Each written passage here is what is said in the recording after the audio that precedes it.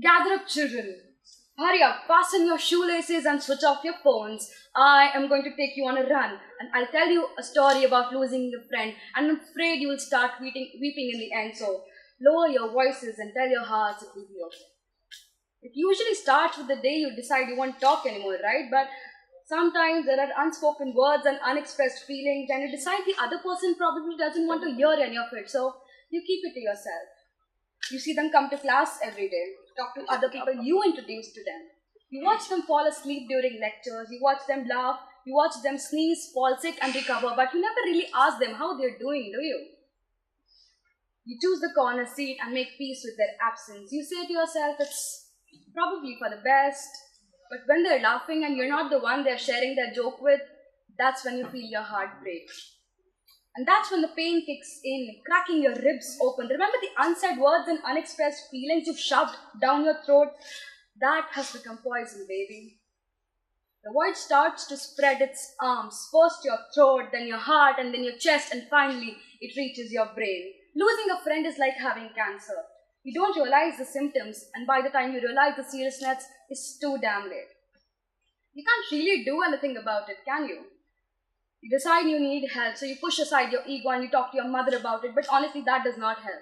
You talk to your other friends, but it's not as good as it was, so you say, fuck friendships, man, I'm just so done with them. You get a new haircut, maybe this will get your mind off of it. Try a new hair color, hazelnut, anybody? You watch movies and you suddenly realize that romantic love is too damn overrated, and you're angry because there are just not enough movies and books on platonic relationships and friendships. So you switch off the goddamn TV, and the next moment you find yourself crying, mourning the loss of your friend. You cry till your chest hurts and you realize a part of you has died. You've grown distant over the months and things will never be the same again. I'm sorry. You silently say to yourself, hoping things would get better, but they don't, do they?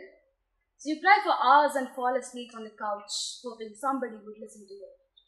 You wake up with a heavy heart and you realize your chest still hurts. You decide you'd want them back and you take out your phone and type a long-ass message about how much you miss them with just one I miss you in it, because you don't want to sound desperate, but honey, you are damn desperate, aren't you? To be that one person they share their private joke with, and for so many other reasons, but you never really send that message because you're afraid they've moved on and it probably doesn't even matter to them as much as it does to you.